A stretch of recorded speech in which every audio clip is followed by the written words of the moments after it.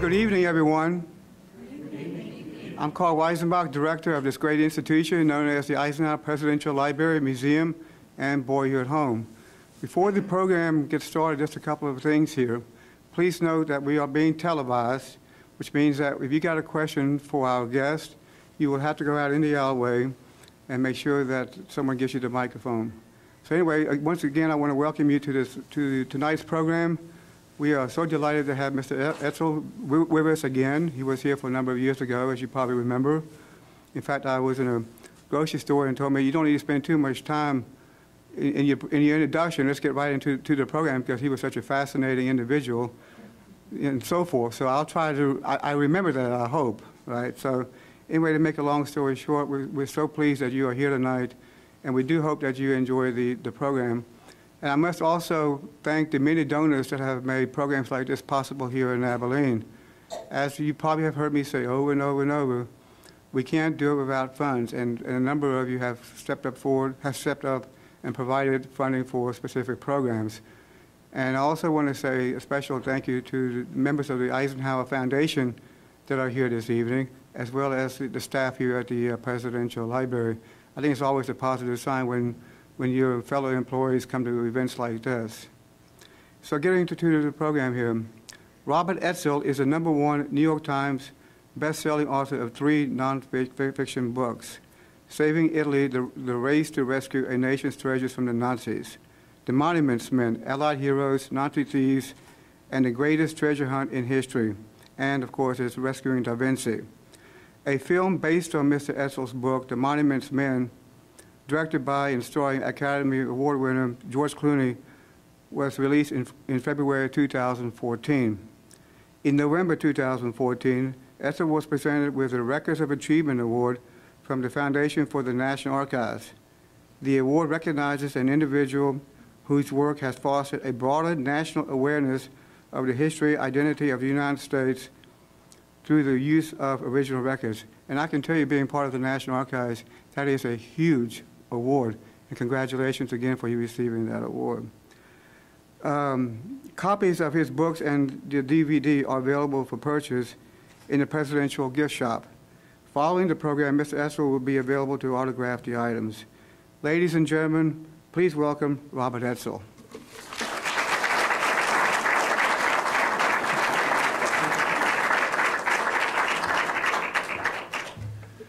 Thank you very much. It's nice to be back in Abilene, 5 years from when I was here last time on this same occasion, and I think we should certainly begin the evening by stopping for a moment and asking if we have any World War II veterans with us or anybody with military service, would you please stand so we can thank you for your service to our country.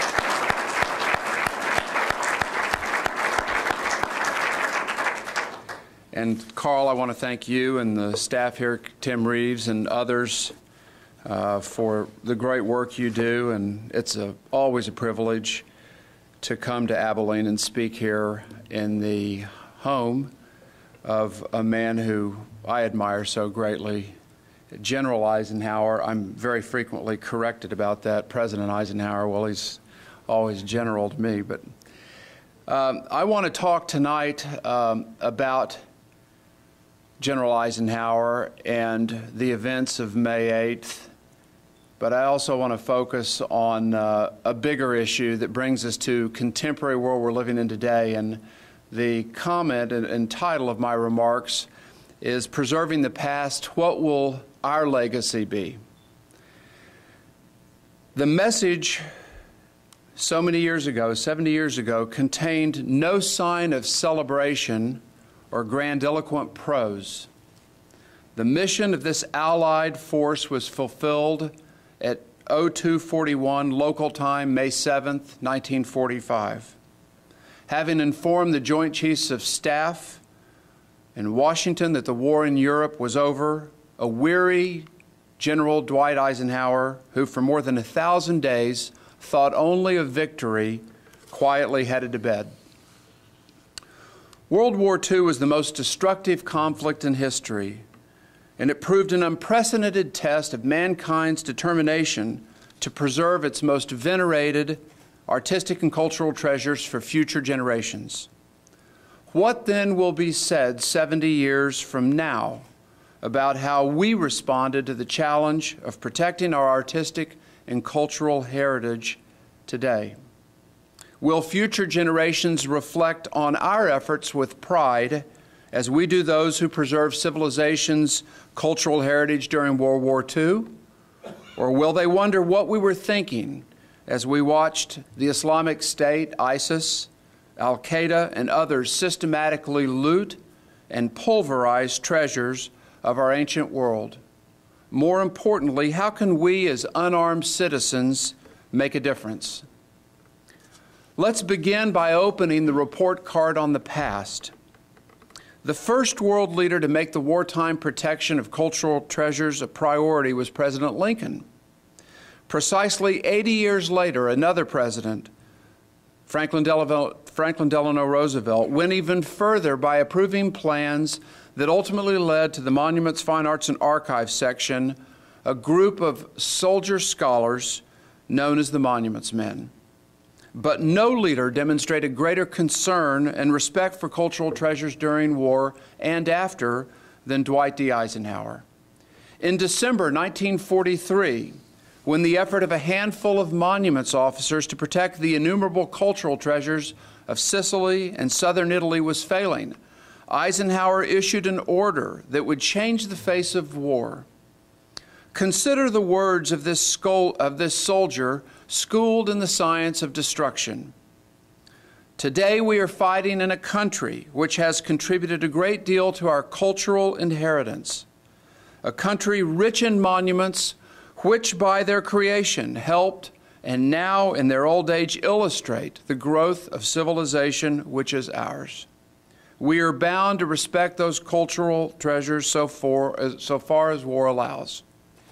Eisenhower's order not only endorsed the Monuments Men in their mission, it created a shared burden for the protection of cultural treasures among his commanders and troops. Eisenhower issued a similar order in England 2 weeks before the D-Day landings in Normandy. Determined to set an example for the German people, quite the opposite of that of the Nazis, General Eisenhower expected troops in the armies under his command to observe codes of conduct that prohibited the removal of works of art and other cultural objects. Reports about violations of these rules infuriated him. One of Eisenhower's commanders, Lieutenant General Omar Bradley, sternly reminded the commanding generals within his army group that we are a conquering army, not a pillaging army. Still, the problem persisted. Lieutenant General Bedell Smith, Eisenhower's chief of staff, acting at the direction of the Supreme Allied Commander, issued further orders stating that looting carried on in liberated countries must, by every human standard, be considered a more despicable offense than when practiced in enemy territory. Nevertheless, such behavior in Germany will have very serious results, and if persisted in, may seriously endanger the objectives of the occupation. Despite the difficulties of enforcing these orders, Eisenhower was unrelenting in his expectations that the conduct of his commanders and troops set the highest moral standard. At war's end, in a break with conquerors past, the policy of the Western Allied nations stated that all looted objects would be returned to the countries from which they had been stolen. The discovery of thousands of mines and castles filled with works of art and other cultural treasures underscored the magnitude of the challenge that lay ahead. Having inspected one of these mines, Eisenhower knew that the Monuments Men would need time to sort through hundreds of thousands of objects. He began by ordering the immediate restitution of the most high-profile works of art, that they would be taken back to each of the lead alliance nations. Delivery of the Ghent altarpiece to Belgium began what would be an ongoing rotation of returned masterpieces. Eisenhower's order bought much-needed time for the Monuments Men and women to identify and return what in the end totaled almost 4 million stolen objects. Imagine that. Less well known is their custodial role in safeguarding almost 1 million objects belonging to German museums and private individuals that were held in custody until the museums could be rebuilt and reopened. All of this turned over to the Federal Republic of Germany in 1951. In the years that followed the end of the war, General Eisenhower received many awards, including an honorary fellowship from the trustees of the Metropolitan Museum of Art. Eisenhower gave a remarkable speech on the 2nd of April, 1946, and as a result of one of our most important research discoveries, we now have the opportunity to hear what he had to say. It may seem strange that a soldier, representative of the science of destruction, should appear before a body dedicated to the preservation of man's creative ideals as expressed in art. Even though we acknowledge that the soldier's true function is to prevent rather than to wage war, yet his necessary association with lethal weapons would seem to imply the existence of an unbridgeable gulf between his philosophy and that of the artist. Perhaps this is so. Certainly I lay no claim to artistic temperament. But I do know that for democracy, at least, there always stands beyond the materialism and destructiveness of war the ideals for which it is fought. Thus, the awful test of war is primarily a testing of the spirit, and so it is possible for the fighting man to experience in war a definite spiritual growth.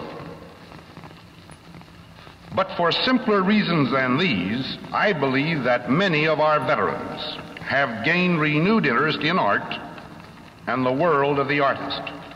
These same soldiers have seen the destruction of priceless artistic treasures. But, and perhaps understandably, this fact has served only to increase their respect and veneration for civilizations of the past. They tried, within, sometimes beyond the limits of military prudence, to preserve and protect these products of man's creative instinct. But war is essentially destruction. An army at war must incessantly hurl destructive force at the enemy. And in this process, much of the world's heritage in art has been inevitably damaged and lost in the late global conflict. I am grateful to the directors of the Metropolitan Museum for their generosity in having accorded me an honorary membership for my small part in protecting these monuments. The credit belongs to the officers and men of the combat echelons whose veneration for priceless treasures persisted, even in the heat and fears of battle. Another view of the fate of art in war was presented to our soldiers when, at long last, we penetrated to the heart of Nazism. There, in caves, in mines, and in isolated mountain hideouts, we found that Hitler and his gang, with unerring instinct for enriching themselves, had stored art treasures, filched from their rightful owners throughout conquered Europe. Alongside bar and minted gold were found paintings, statues, tapestries, jewelry, and all else that the Nazis knew mankind would pay much to rescue and to preserve. Some of this has been restored. Some, not easy to identify, is still under the care of the captors.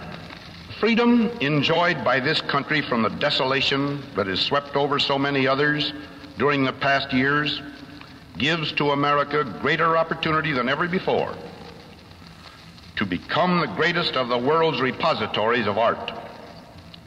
The whole world will then have a right to look to us with grateful eyes, but we will fail unless we consciously appreciate the value of art in our lives and take practical steps to encourage the artist and preserve his works.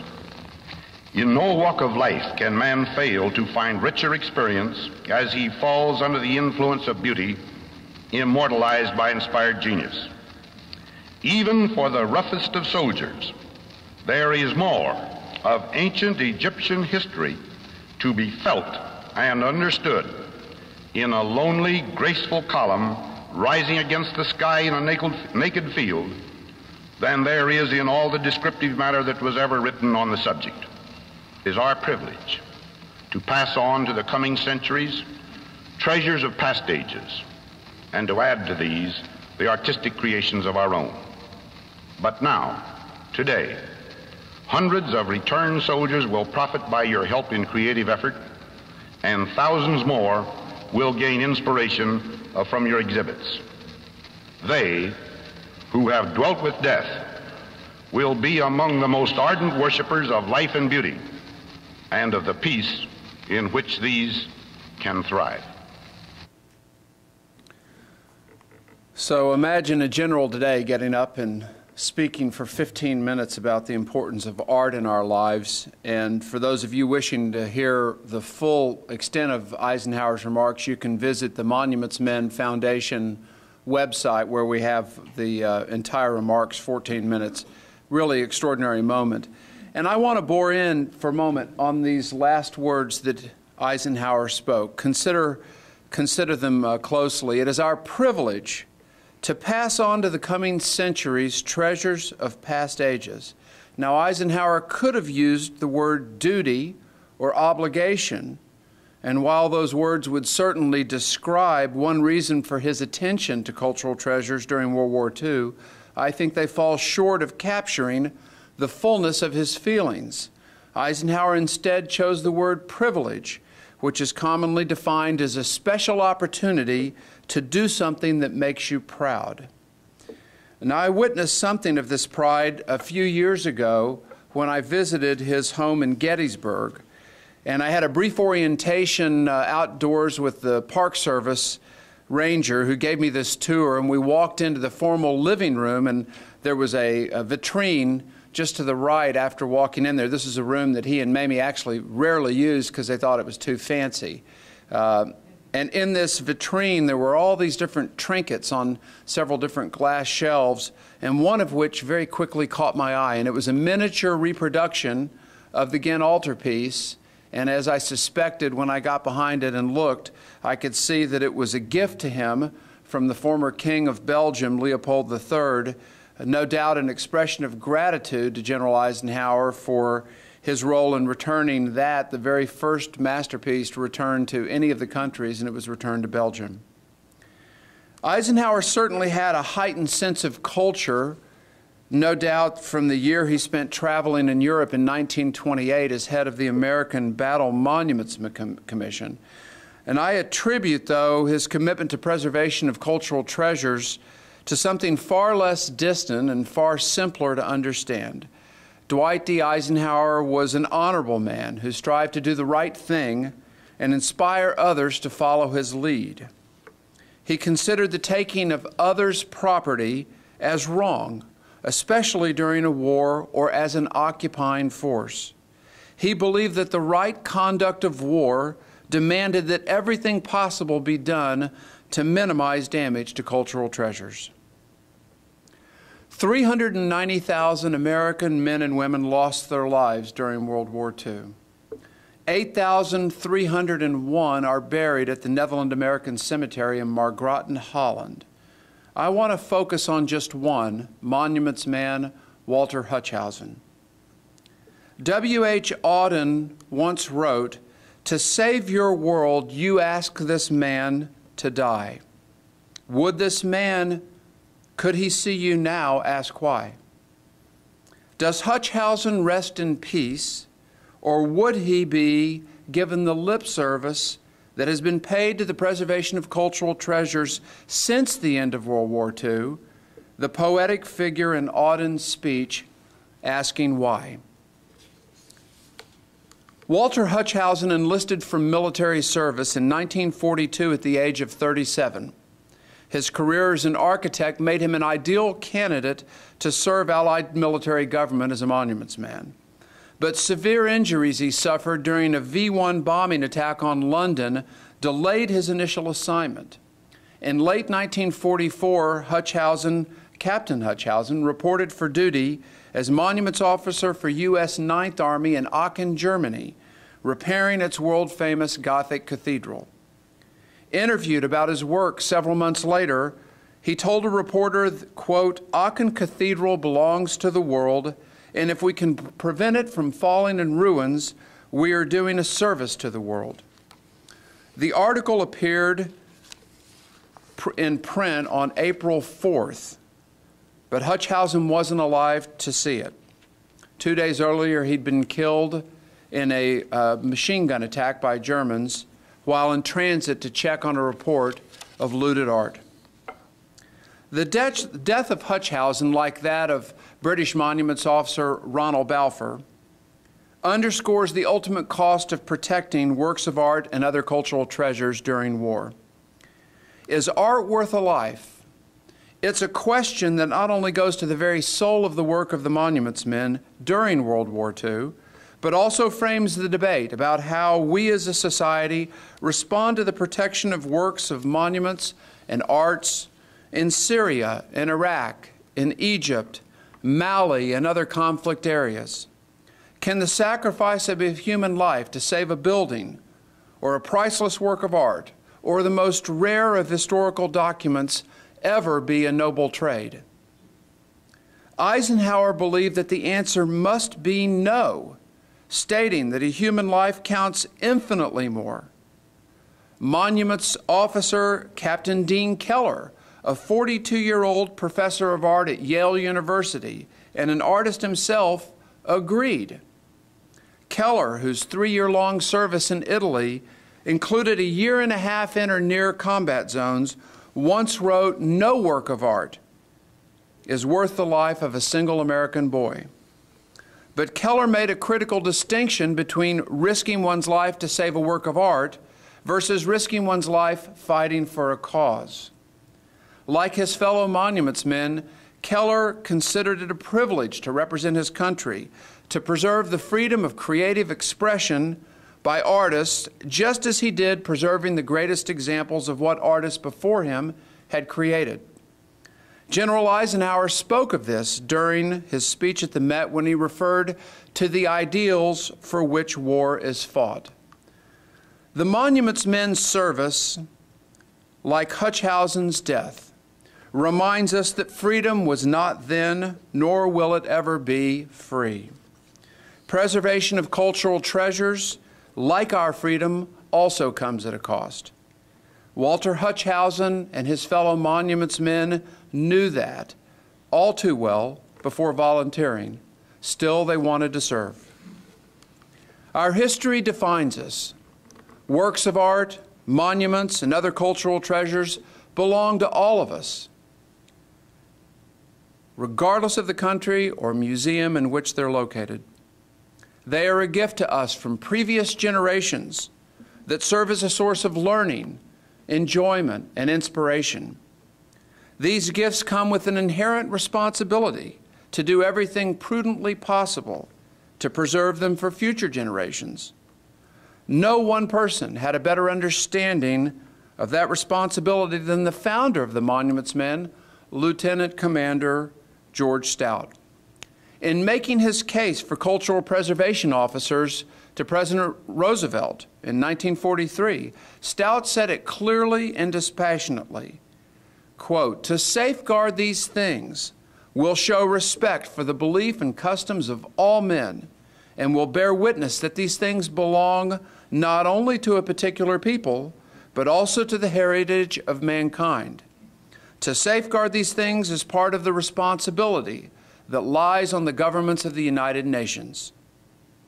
Almost 40 years later, Mason Hammond, the only monuments officer to see duty in Italy and Germany, and an important advisor to General Eisenhower's staff, warned all those willing to listen, quote, "Planners for future hostilities tend to think in terms of the last conflict, but any consideration of the different ways in which the First and Second World Wars were fought demonstrates the fallacy of such an approach. If this generation wishes to leave to its children the cultural treasures that it has enjoyed, such planning should be encouraged. But with that warning, the legacy of the monument's men and women effectively ended, reduced to the musings of a diminished group of aging war veterans. Note this, aged or not, Hammond's counsel was not only sound, it proved prescient as events in Iraq in 2003 and more recently in Syria have painfully demonstrated. Today we have a different set of bad guys with a different ideology than those General Eisenhower and the Allies defeated.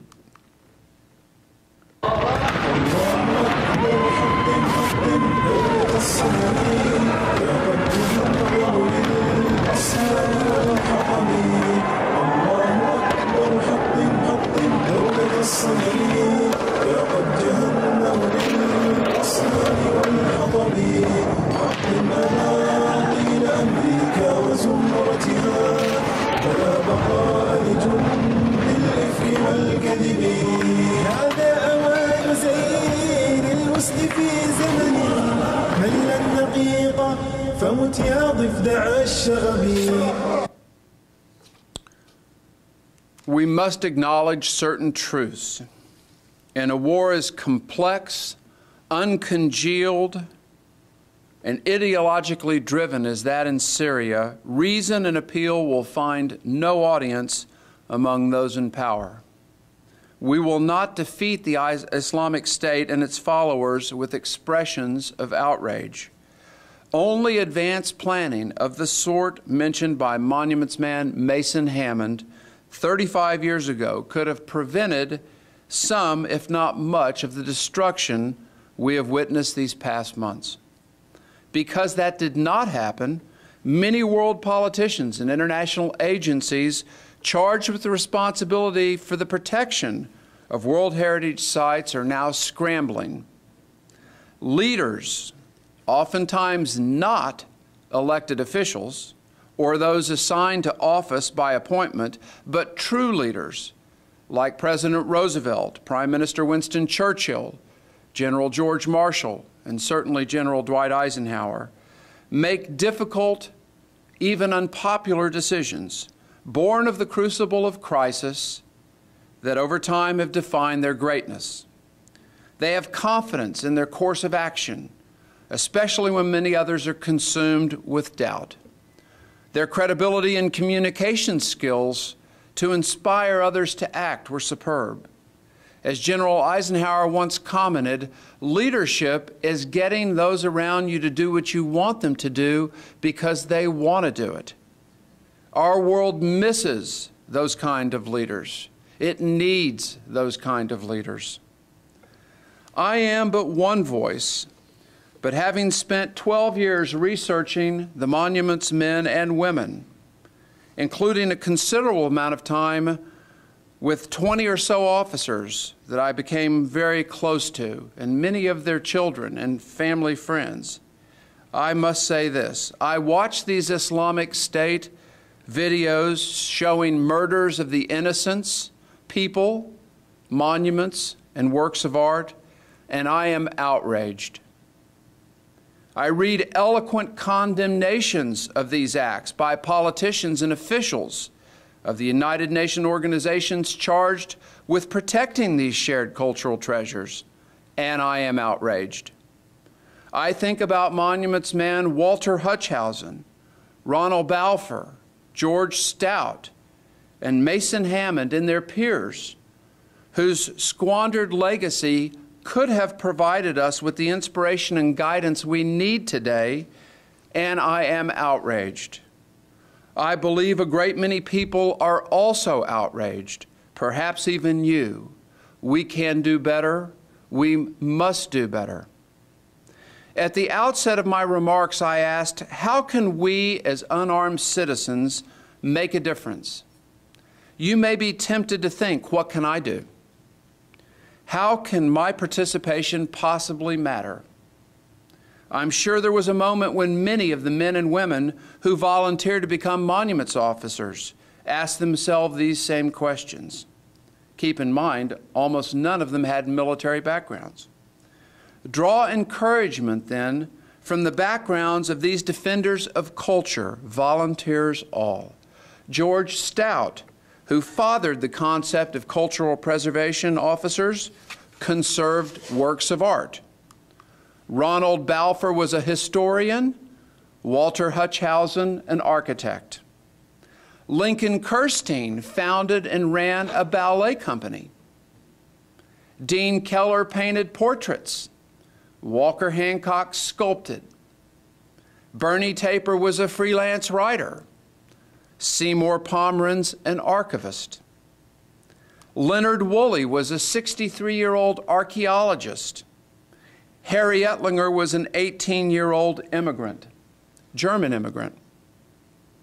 Charlie Bernholtz, who like Ettlinger only had a high school education, listed his occupation as motorcyclist. Jim Reeds was a pre-med student. Mary Regan was an officer in the Women's Auxiliary Army Corps. Edith Standen was a secretary. So you see, no matter the background that you may have, something you know, some life experience that you have makes your voice matter. You can help make a difference. The mission of the Monuments Men and Women is unfinished. Hundreds of thousands of works of art and cultural treasures have been missing since the end of World War II.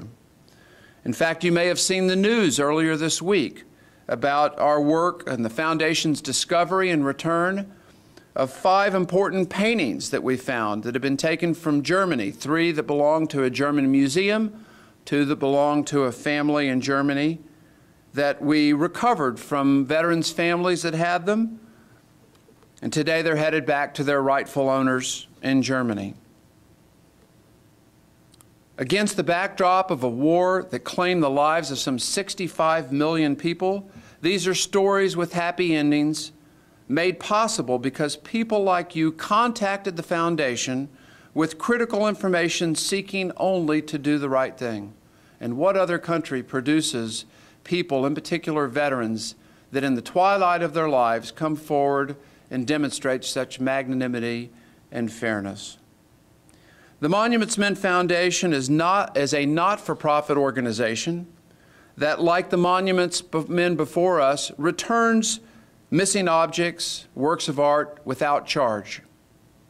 The Foundation depends on the financial support of the public, donors large and small. Our focus isn't on how these things got here or elsewhere. We seek only to reunite missing objects with their rightful owners, and in the process, recognize and thank those who want to join our effort to make a difference, especially veterans and their families. The search for these missing objects drags on because no one has known where to look. But we don't need 1,000 detectives to try and solve these mysteries. We only need the assistance and help of the general public, you, to aid us in this search. The public has the answers, but until now, no one has ever asked the public for their help. In a minute, that's getting ready to change. But the challenge we face is far greater than just locating missing works of art.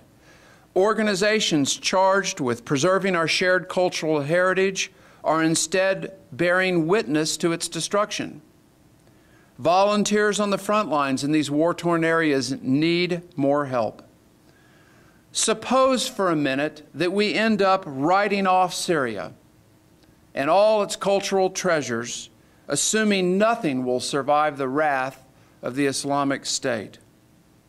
What about the next Syria?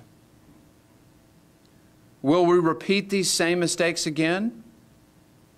To those who believe the cause is hopeless, I say engage the public, seek their ideas, study their suggestions, involve fresh minds that think differently about problems. Throughout history, no resource has proven more valuable than the ingenuity, resourcefulness, and determination of the human mind and spirit. Here's how you can make a difference. I'm asking you to do 3 easy things. Start by going to the Monuments Men Foundation website, www.monumentsmenfoundation.org, and add your name to our I Am a Monuments Man list of supporters. I want those who would destroy culture belonging to all of us to know that the size of our army is far greater than theirs. And I want those in elected office to know that too. We've made it easy for those that live on their cell phones, as my group does, by being able to text us a message. And we have the information up there, 56512. Text that number and type in monument, and you'll get an immediate text message from us that provides a link to the Foundation's website where you can register your support. Secondly, please join the hunt for some of the hundreds of thousands of missing works of art and cultural treasures that we continue to look for. Over the next 10 years, as we lose the remainder of our World War II generation, whether soldier, displaced person, or immigrant, they'll all be gone. But what they once owned will have a new owner and an increased risk of being sold or inadvertently thrown away. So there is an urgency. We're in a race against time. Help us complete the mission of the Monuments Men and Women. If you have or know of someone who has an art or cultural object that was in Europe between 1933 and 1945 and don't know its ownership during that period, please contact the Monuments Men Foundation at our toll-free number, 1-866-World-War-II-ART, WWIIART. The number's 866-9944278. You can also email the Foundation through its website. The third step is critical. Share with us and others your ideas and suggestions on how society can do a better job preserving and protecting these cultural treasures that belong to all of us. Your proposed solution may be the one that hasn't been considered. We want and need your ideas. Share the hashtag #IamAMonumentsMan. Let's use social media to unite all those who care about our shared cultural heritage and want their voice to be heard. American anthropologist Margaret Mead told us what Thomas Jefferson, Gandhi, Rosa Parks, Martin Luther King, Mother Teresa, and Nelson Mandela taught us. Never doubt that a small group of thoughtful, committed citizens can change the world, indeed, as it is the only thing that ever has. The ingenuity of man has landed astronauts on the moon and then brought them home safely. In less than 3 decades, it has connected 6 out of 7 of everybody on this earth with a cell phone. It's using science and technology to feed more people in the world than ever before. Life expectancy is increasing. Entrepreneurs, in particular in the technology arena, have, through their creativity and hard work, generated the greatest accumulation of wealth in the history of the world. The brain power and resources exist for us to be doing a better job protecting cultural treasures. But to convert the concept of cultural preservation to a cause, we must add the critical missing component, you, the public. President Lincoln admonished us to remember this. With public sentiment, nothing can fail. Without it, nothing can succeed. Think about that again.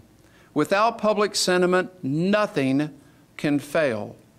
Without it, nothing can succeed.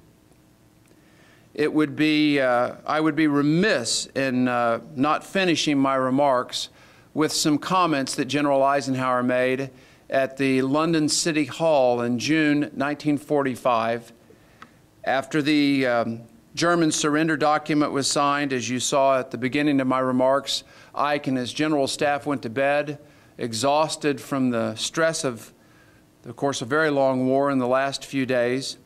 And General Eisenhower withheld remarks about his views on his role in World War II until arriving in London to receive this great honor from the City of London, and then went out on the balcony to speak to, as you can see, the tens of thousands of people standing on the balconies and parapets of these buildings, all wanting to hear what the victorious general had to say.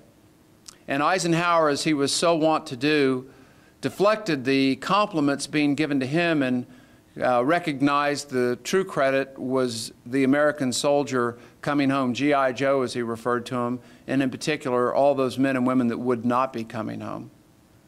And I think this is always a cautionary moment for those of us who, in the case of the Monuments Men Foundation and our work, trying to bring visibility and credit to these remarkable men and women. We've received a lot of accolades and a lot of attention, and we've been so appreciative of it. It's been quite humbling. But the true credit belongs to these men and women, the cultural heroes of civilization, who not only did this great thing during World War II, but left us this remarkable legacy, which heretofore we've not used in the way that they certainly would have hoped. And I think Eisenhower's remarks really point to the things that are important for us to remember. He said, "The high sense of distinction I feel receiving this great honor is inescapably mingled with feelings of profound sadness. Humility must be the portion of any man who receives acclaim earned in blood of his followers and sacrifices of his friends. He may have given everything of his heart and mind to meet the spiritual and physical needs of his comrades. He may have written a chapter that will glow forever in the pages of military history. Still, such a man, if he existed, would sadly face the facts that his honors cannot hide in his memory crosses marking the resting places of the dead. They cannot soothe the anguish of the widow or the orphan whose husband and father will not return. The only attitude with which a commander may with satisfaction receive the tributes of his friends is in the humble acknowledgement that no matter how unworthy he may be, his position is a symbol of great human forces that have labored arduously and successfully for a righteous cause." I have a righteous cause, and it certainly is the work of the Monuments Men and Women and the Foundation which does this work in their honor. And I hope that you will support the Foundation and support our efforts to not only preserve the legacy of these men and women, but put it to its fullest use. Thank you very much.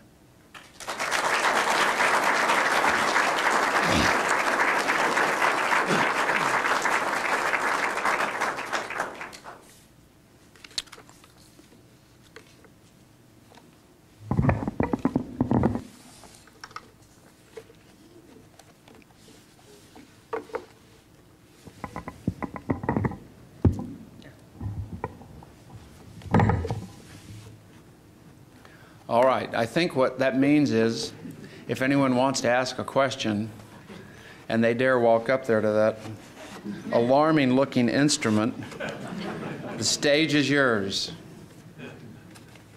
Or you can belt it out and I'll repeat it. Okay, there's only one hard question, and that's the first one. Someone asked me earlier, were there monuments officers in the Far East? And the answer is yes. There were a dozen or so men who were American, British, Kiwis, New Zealanders, and Australian. They, most of the Americans served in Japan. The members of the British Royal Empire served in the countries of Southeast Asia because they understood the geography of those areas better. The effort, of course, was very different than it was in Europe because of the way the war unfolded. They couldn't get any boots on the ground until the war was over, so it was largely a rescue mission, whereas much of what took place in Europe was really dealt with the issues of preservation, of getting there and trying to protect things before something befell them. It's a lesser-known part of their legacy. Perhaps the most significant and demonstrable single act I could point to was Langdon Warner, who was an early advisor to the Monuments Men, a professor of art at at Harvard University, who actually hated the classroom. And some believe the Indiana Jones character was actually modeled off of him because he liked being out in the field. He wore this great hat, and he trained so many students at Harvard who went on to work as curators and museum directors in the United States at places like the Nelson Atkins and others that have some of the great collections of Far East art. And that's because Langdon Warner introduced them to these things, and then while they were in the States and he was in China or Japan, when these things could be exported, would identify things and send them off to his students. So he has this wonderful legacy that has so positively impacted our cultural life in the United States. But during World War II, it was Langdon Warner that went to President Roosevelt or his advisors and said, in those critical months of the spring 1945, when the focus was really shifting towards Japan, if you ever hope when this war's over that Japan's going to get back on its feet, you cannot bomb the towns of Kyoto and Nara because they're the cultural capitals of Japan. And in fact, bombing was retasked away from there. I don't know whether they were targeted for atomic bombs or firebombing, which was about as devastating, but they weren't damaged, not in any serious degree. And it's a very sweet story because Langdon Warner died some number of years later, and he wasn't a wealthy man, and his wife, who outlived him by quite a while, was not well and didn't have hardly any money. And the people of those two towns in Japan created a small monument in his honor and raised enough funds for her to live out her life in a very comfortable and respectable way. So these are some great stories. You saw the photographs of our ceremony in Washington, that we had these veterans' families, their nephews and stepson were there respectively, and you know, they're very, very happy stories against a very, very tough time with very few happy stories, and they bring honor to the veterans that served, and they, I think, reinforce these principles that General Eisenhower, I believe, went as far as anybody could humanly go to trying to repeatedly instill in his commanders. Yes, sir. Curious, Robert. We hear mostly, and of course through your wonderful works, about Europe, at least Western Europe, and of course the Soviet Union was a closed society for so many years until the fall of the wall. Has there been any research on that or knowledge about that? Have you got into that at all as far as Eastern Europe and what happened there? Sure.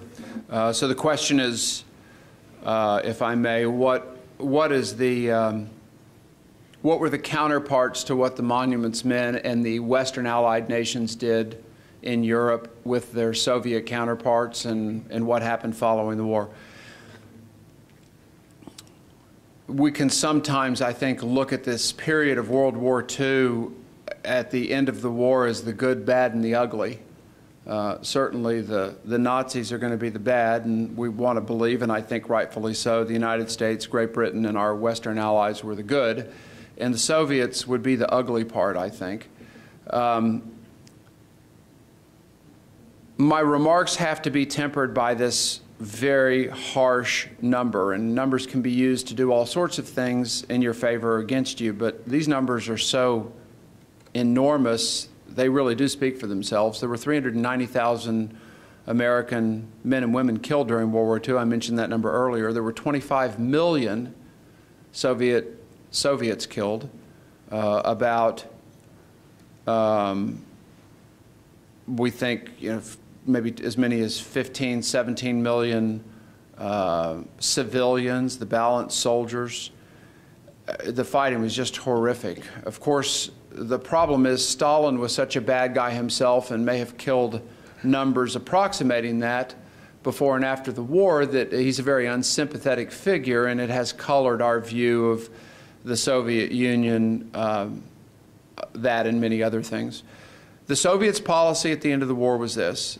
On Stalin's orders, what had not already been picked up and carried back to the former Soviet countries by Red Army troops before Stalin's orders came down were officially, his orders were officially to pack things up, and we don't speak just of works of art, but libraries, factories disassembled, anything that had financial benefit or industrial reuse was to be taken back to the Soviet Union, partly due to the reality that much of their society was non-functional because of the extent of the scorched earth policies of the Nazis, effectively implemented in many cases, and partly due to Stalin's belief that at Potsdam, the four major powers, the United States, Great Britain, France, and Soviet Union, had agreed on dollar sums of war reparations.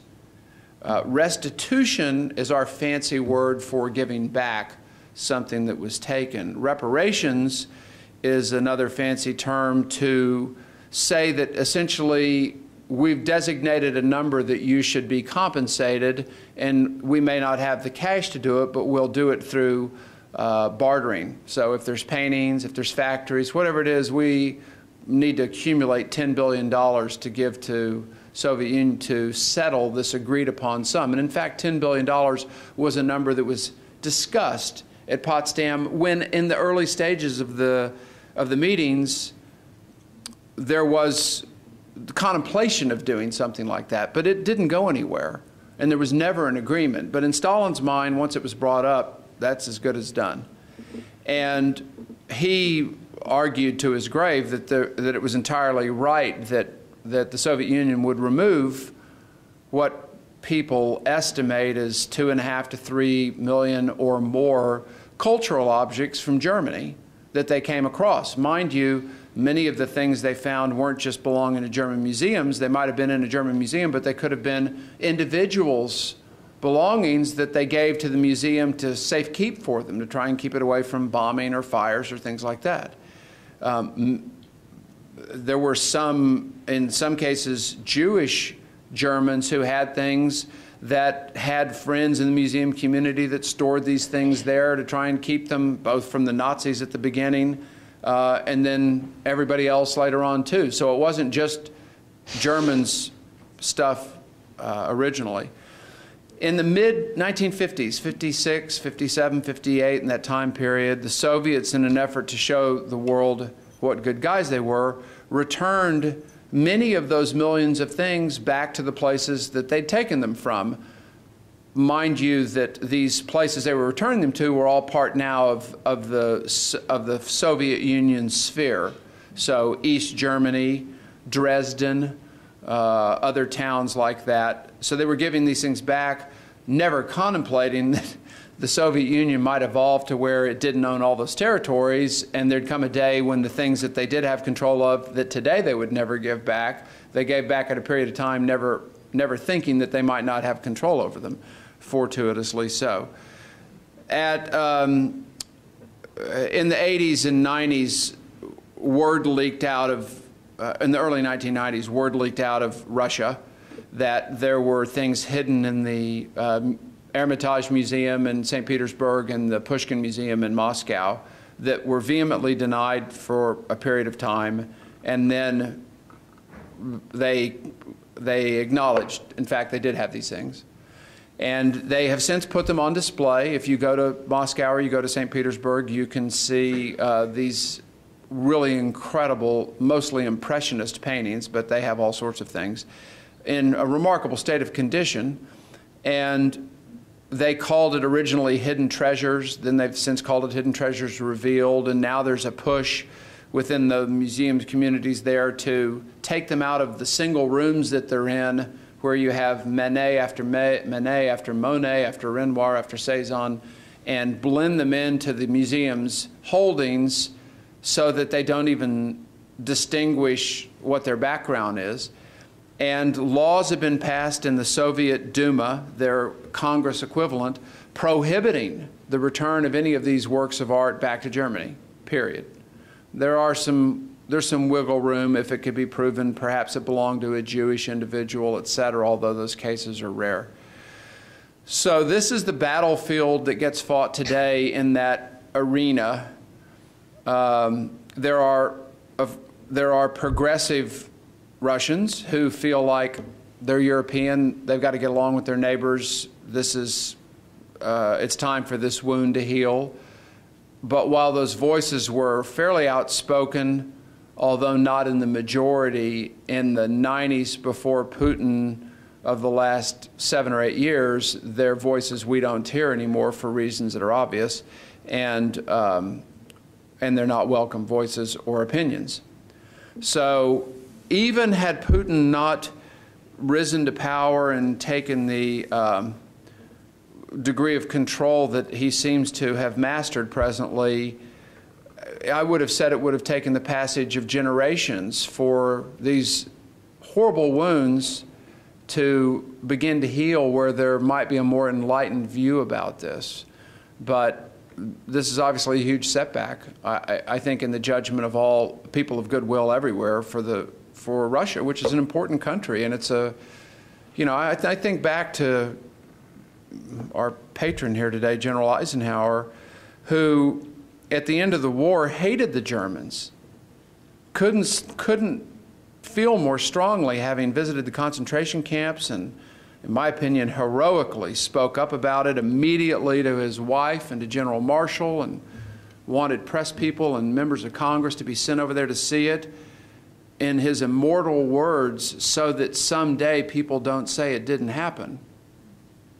Who could have imagined it wouldn't take but 60 years before those people would show up? And he questioned it at the outset whether Germans could be rehabilitated. His views moderated fairly quickly, and he looked at Germany quite different because the world circumstances changed so quickly. But at that point in time, he flew to Moscow with Marshal Zhukov, his counterpart in the Soviet Red Army, who he had a good relationship with, and they flew to Moscow about at treetop level from Berlin. That's a long flight. And Eisenhower remarked that he didn't see anything higher than a chimney stack still standing from Berlin to Moscow. And it colored, aside from his acute understanding of the role that the Soviet Red Army had in defeating Nazi Germany and some of the horrific losses in places like Berlin that otherwise would have been American boys, he had tremendous sympathy for the sense of destruction he saw and the people that had caused it. But as I say, things changed. And I think that was something he probably misjudged. And I mean, he misjudged. I think he probably, in his own way, kind of acknowledged that.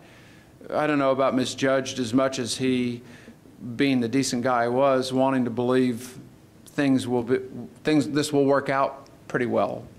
But things changed. So it's a real problem. The only other thing I'll say about this on a deeply personal level, I've been to St. Petersburg 3 or 4 times, and Moscow once.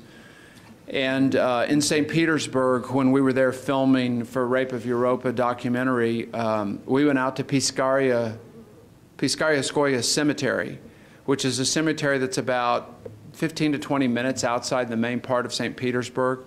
And there's a very attractive guardhouse at the entrance to the cemetery. And you get out there, and it's this beautiful park. It's not near as pretty as Colleyville-sur-Mer or the American Cemetery in Rome, but it's quite pretty, and it's in a forested area that has all the trees removed in the center section, and you have these mounds that, given the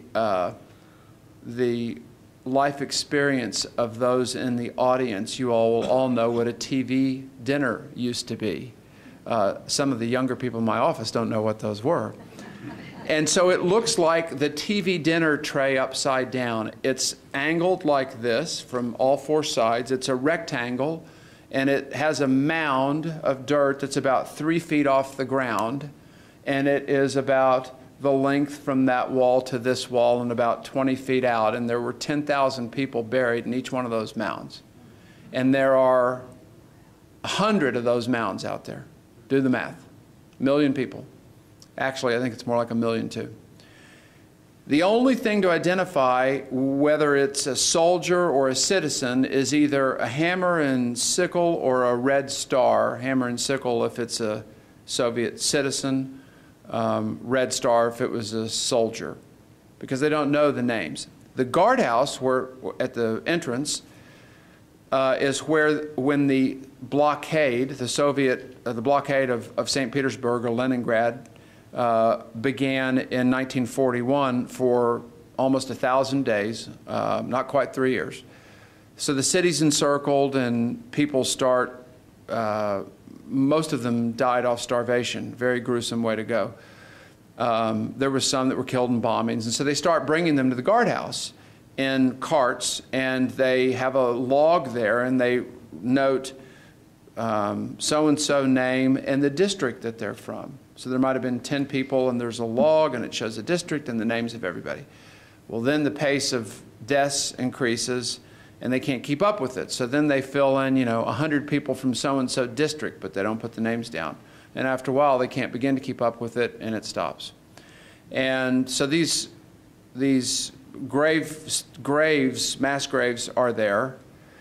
And what was most poignant for me, in this forested area, on all these trees within view, you see these small cameo photographs that are in glass cases or plastic cases.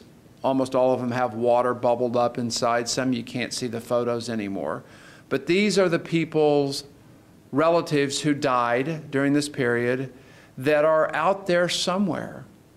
And the people who are the relatives don't know where, and so they've come and hammered the cameos on a tree in homage to their relative that's there somewhere. And I don't know about your all's experience in this part of the world, but I can tell you in Dallas, Texas, my dad's, who was a World War II veteran of the Pacific, is buried at a cemetery in Dallas, and I go by occasionally to see him, but for the most part, no one goes to cemeteries unless someone's being buried. Occasionally you see someone out there pretty much by themselves. At this cemetery at Piscariaskoye, there are people out there having picnics every day. Great-grandparents, grandparents, their kids, their grandkids. Kids are running around playing. They've got lunches. And at the end of the long arcade is this stone sign, and etched in it are these magnificently spoken words, and the punchline is, "Don't ever forget." And so when you start to think about what would be involved, the sublimation of ego, the sense of forgiveness on the part of the Soviets or Russians that have been through these difficult times, regardless of how they got there, regardless of how bad Stalin was before, or things that happened after that, it's drilled into them that don't forget, don't forgive's the implication, and it's a problem, and we see it surfacing again today. This sense of pride about that, and God, I just don't know. There's so many great things we can say about the United States, but not the least of which is we have done a much better job honoring our World War II veterans than we've done honoring some of our other veterans in the in-between wars. But we've also found a way, I think, to move beyond these things and realize that we've got to find a way to get along with people in the world. And these historical alliances of ours, I mean, you've seen these couple of video clips we ran of ISIS. We need all the friends we're going to get. And the historical alliances we've had have been, over the course of time, important ones. And I think what we can do to strengthen those is good. And that's why the return of these cultural treasures has been really big events, because while we may not think it's a big deal to return 5 paintings to Germany, it's on the front page of the papers over there, because they can't believe our respect for the law. They can't believe people came forward to return these things and we didn't pay them any money and they didn't ask for it. We just did it because it was the right thing to do. So that's a good thing, and I think it's the kind of country we want to project ourselves to be. Other easy questions? Yes, sir. You referenced ISIS. Is anything being done today with museums or other areas where monuments are being preserved that are in proximity with the radical Islamist movements to get those particular items out of that general location? It's a great question, and it's a comprehensive question. I'll try and give as truncated answer as I can.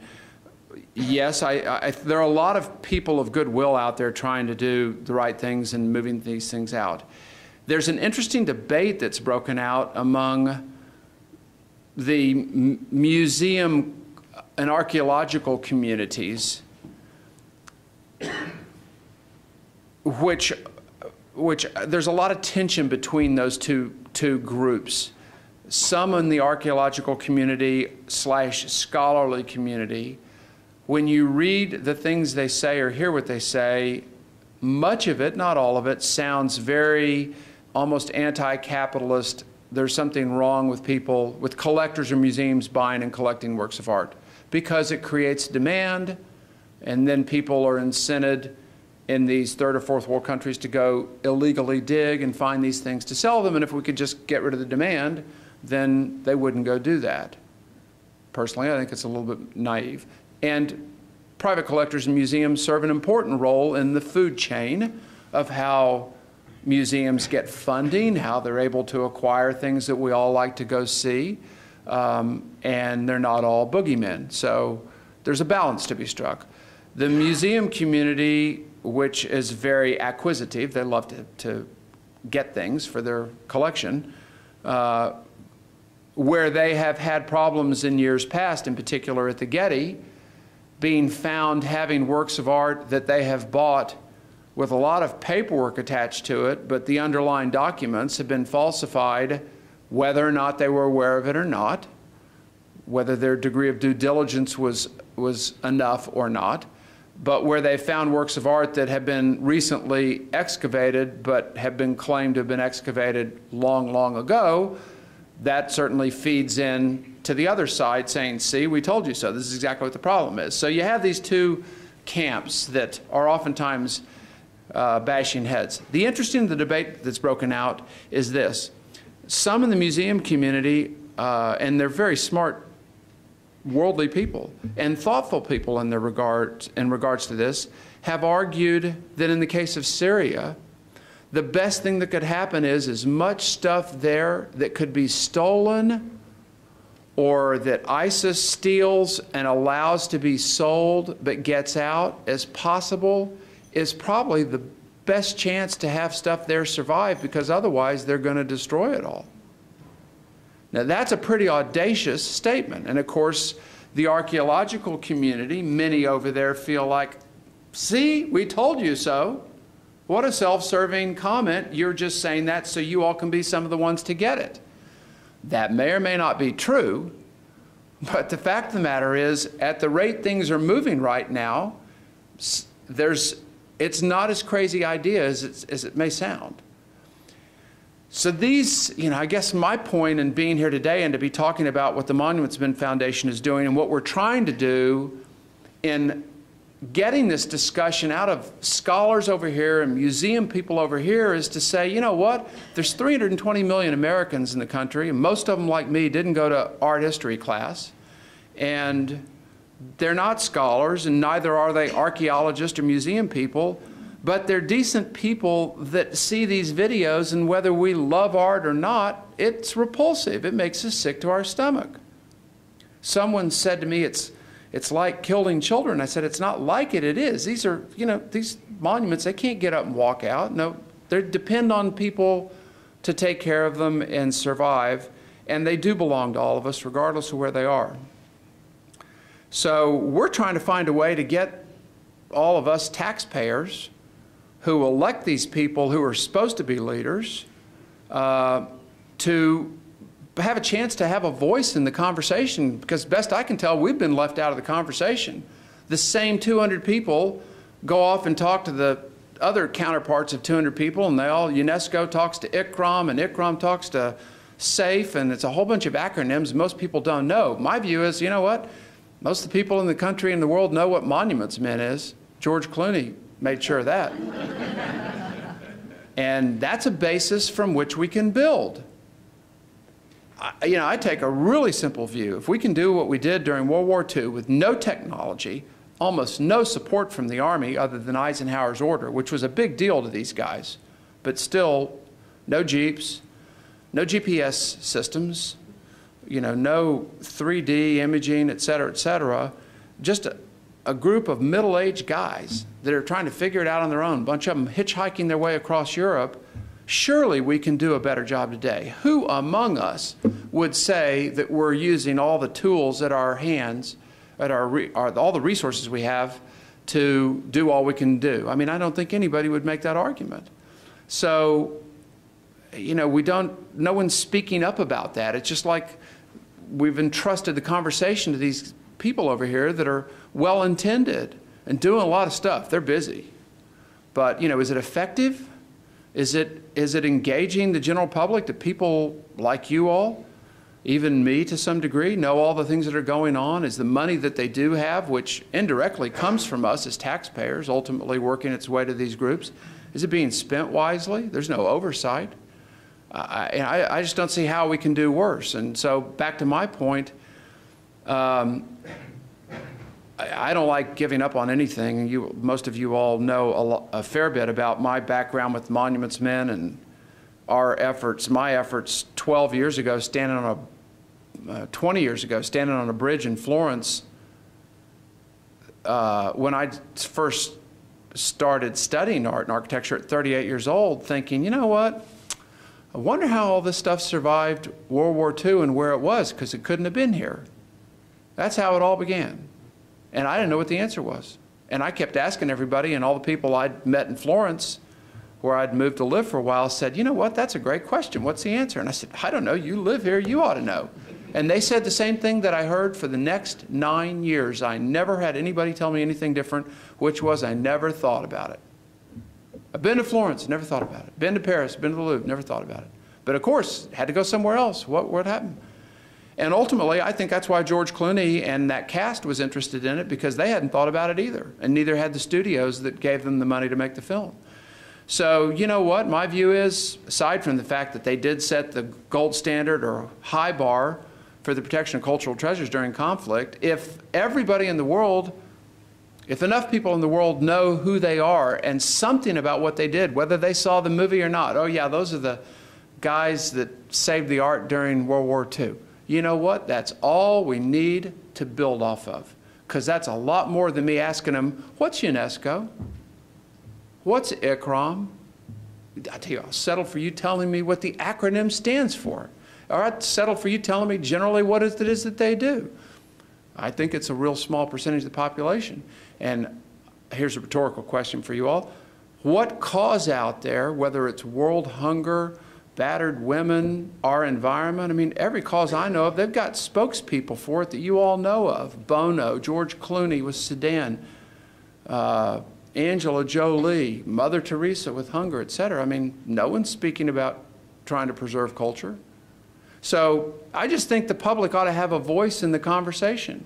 And we're trying to make it easy for the public to have a conversation. When I go travel around the country, in particular when I'm in colleges, I need about 5 minutes with college kids, and they're sitting there saying, what can we do to help? You don't have to lecture us anymore. We're already like in. And I haven't known what to say. And this is the outgrowth of that. You know, we figured, I wish I had the answer. I wish there was an easy answer. But I know this, that there's a lot of smart people out there, and there's a lot of people that think very differently than scholars. Scholars and the people in the cultural preservation arena, they speak so many languages, but one language they don't speak a lot of times is plain language. It's easy for everybody to understand. And I'm not talking about dumbing down. I'm talking about just laying it out simply like Eisenhower and George Stout and Mason Hammond did. It's not hard to understand what they said. So we're trying to give people a platform to be able to participate and share what their ideas are, because I think somewhere in there is the answer. And I also believe this. Politicians are an interesting bunch, and one thing I can say about them that I feel sure is true is of the things that they may not pay attention to, they pay a lot of attention to what voters are paying attention to. And that was why getting the film, why I wrote the book, was to get the film made so we could reach the 100 countries around the world that the Monuments Men film showed in. 100 countries. The book's been translated in 30 some odd languages now. And again, whether people saw it or not, there was so much marketing and advertising. Now there's a brand out there. People know something about what it is you're talking about. And all that resulted in us getting an invitation to go to the White House and show the film there. Now, it didn't have all the repercussions that I have wished for, but it's a step in the right direction. And if this much I feel certain we can say, if we have 1 million people as we start this campaign, and we're just at the beginning, you all are the first people to hear about it. We're a poor little organization. We got 5 or 6 people, but I know the power of what can happen when you get people behind you. And we were 1 person when we started off with this idea 20 years ago. So I'm always amused when people tell me, are you crazy? There's no way you'll ever get this done. And I say, you know what? It's got to be easier than getting George Clooney to make a film of your book. So in any event, you know, off we go. But I believe if we can get 1 million people around the country to do no more than go to our foundation website and just either put their name in or they can put their initials. We're not trying to go out and, you know, do anything with the names. We're just trying to get as many people signed up as we can. That's a voice. And that's a seat at the table to have discussion about this and play devil's advocate and ask some tough questions that I don't think are getting asked. So I want to underscore, there's a lot of people that are doing a lot of good work. There's a lot of people on the ground in these countries risking their lives to try and save things. You all may recall in Iraq in 2003 the mistakes we made in not protecting the cultural institutions there, which were pretty quickly remedied, but not before the biggest damage was done, which was media reports that 257,000 things were missing from the museum. And it took a couple of months before even we figured out, because we weren't prepared the way we should have been, that in fact it was 15,000, and that the difference between 15,000 and 257,000 were all the things that the museum employees wisely realized we better go bury them in the sand, take them home, and do the same thing that their European colleagues 65 years before did in France, in Italy, and in other countries. And that's happening to some degree in these places. But, you know, the Islamic State's philosophy and their interpretation of the Quran, these are not crazy people. This is absolutely mandated by their interpretation of the Quran, that everything that is respected, worshipped, admired, that's created by man is blasphemy, and it has to be destroyed. It's not open for discussion. And it's a grim situation. So, like I say, I don't like to give up on things. Perhaps something will change. I'm not advocating, you know, that we do things militarily, but what I'm trying to say is that what worked during World War II worked because we planned ahead. We weren't scrambling all the time. We were scrambling for the things we couldn't anticipate because we'd planned for the things that we could. And we haven't been planning. The people that are in countries that are at risk haven't been planning. Maybe they will now as a result of what's happening in Syria. But it's going to be a real shame if the price of tuition of learning this is the cost of the cultural treasures in Syria, and then we don't learn that lesson. Because that may be the cost regardless, and then there will be another Syria. And that's what I would hate to see, partly because I care about these other countries and what's in them, but equally, these guys like Walter Hutchausen that died, it wasn't just about World War II. I mean, you of our greatest generation that fought this war, as Eisenhower said, you know, it's wars fought for ideals that are far greater than just ending this war. And I think we fight for freedom of speech, we fight for freedom of religion, we fight to preserve a way of life, and that includes cultural treasures which we admire and like.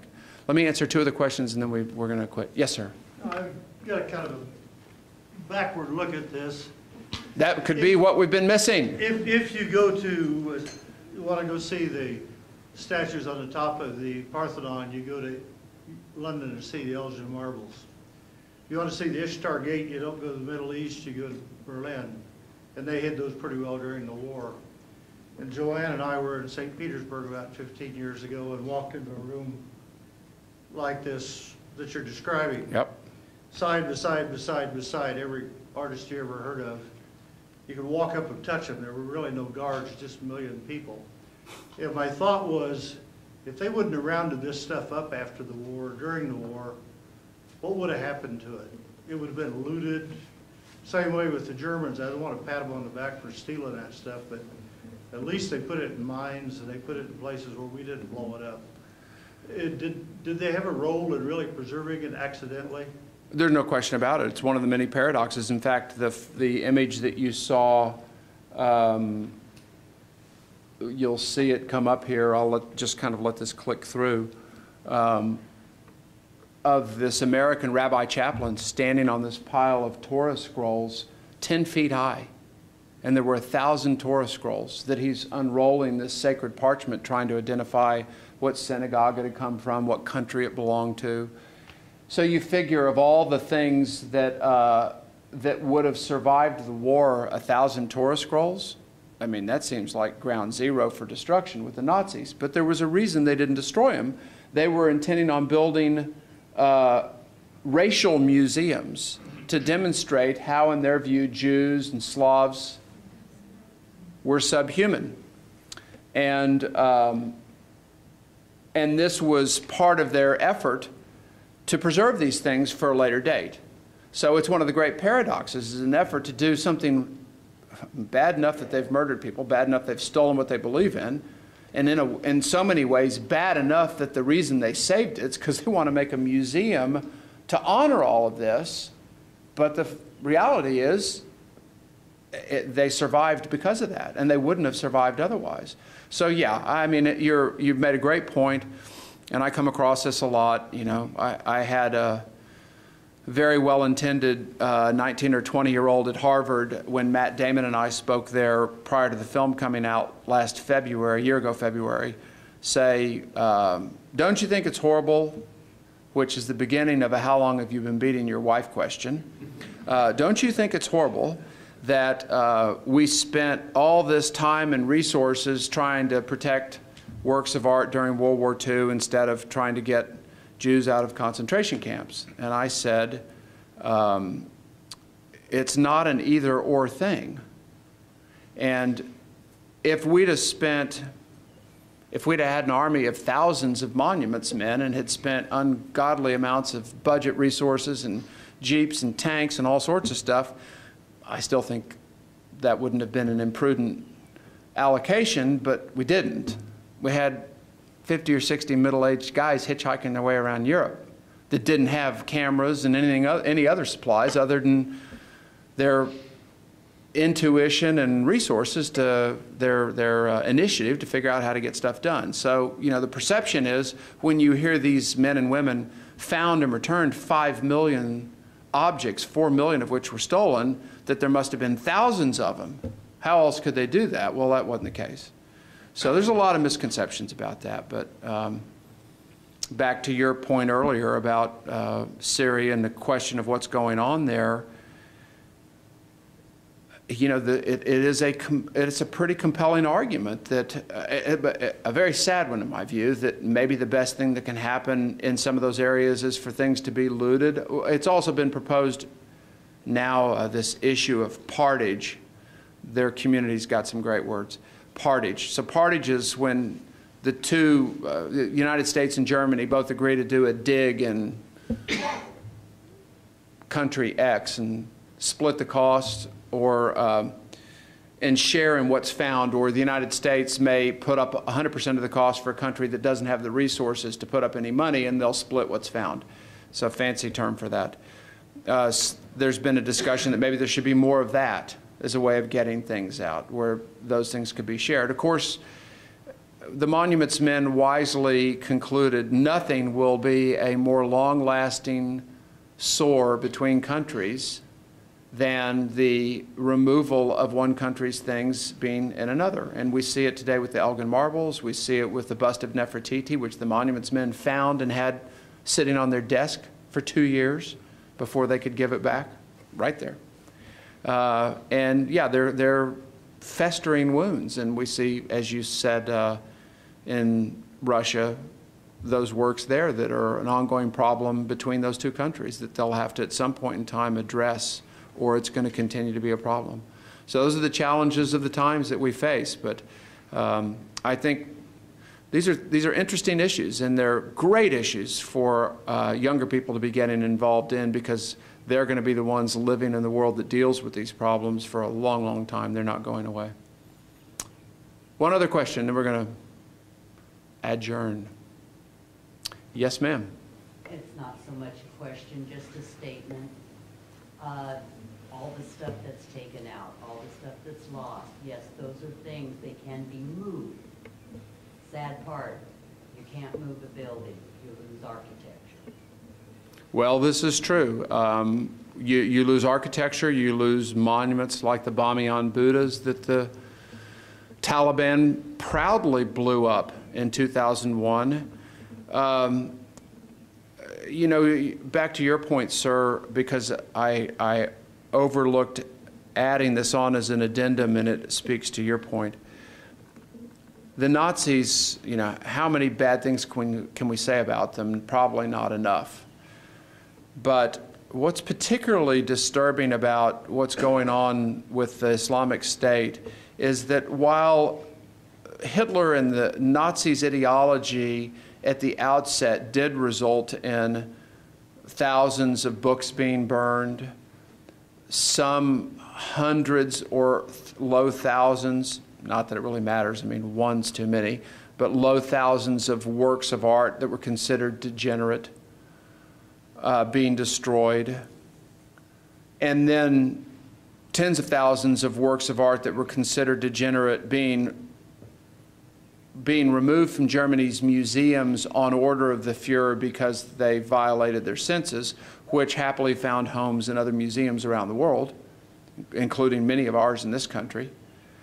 For the most part, there was a practicality to them of, okay, well, this is the ideology, but let's not destroy it. We can trade it for 10 old master paintings, or we can sell it and get some money. So the ideology was there, but it didn't take much push to come to the shove part where there was some element of commerciality about, we can get, as long as we just get it out of Germany or get it out of the Reich. We have a really different situation of what's going on in Syria right now, Syria and parts of Iraq with ISIS. I mean, they are authorizing the theft and sale by the people that are stealing these things, receiving commissions and taxing the activities. It's a very significant source of revenue for them. The things that are being resold are non-religious in their view. It might be an ass and a donkey and a bas-relief or something. But if there's anything at all that smacks of religion or worship, then if it's sell it and get revenue or destroy it, they destroy it because it's blasphemous, and there are no exceptions to their view. So this is a more, in my judgment, dangerous situation for works of art and cultural treasures, because they're not only not interested in the commercial opportunities if it's not ideologically acceptable to them, they are also going out of their way making these videos. And I had dinner with a acquaintance of mine night before last in Baltimore, was I? Who is one of the world's leading experts on ISIS, doing some great work on that. And this is a high priority for them, eliminating these things, and the recruiting. These videos are being used not to promote what they've done or show the West, but they're recruiting videos. That's what they're doing with it. Some in the archaeological community have said, I don't agree with this, that people have been destroying stuff all the way back to the Nazis. The only difference to what they're doing is they've now figured out how to bring technology in to show these videos. I think that's really missing the point here.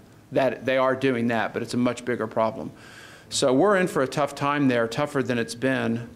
woe with the people that are there trying to do good without a whole lot of help. So it's a real tough situation, and I am hopeful things will turn out better in Syria than the trend is going, but I think we have to be much more mindful of looking over the horizon a little bit here, thinking it's not going to be the last place that confronts these kinds of problems.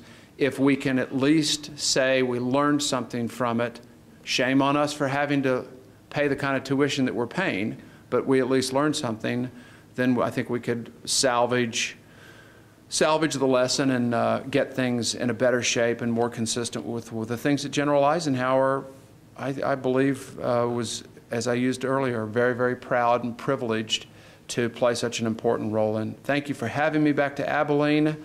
Maybe we'll see you in another 5 years.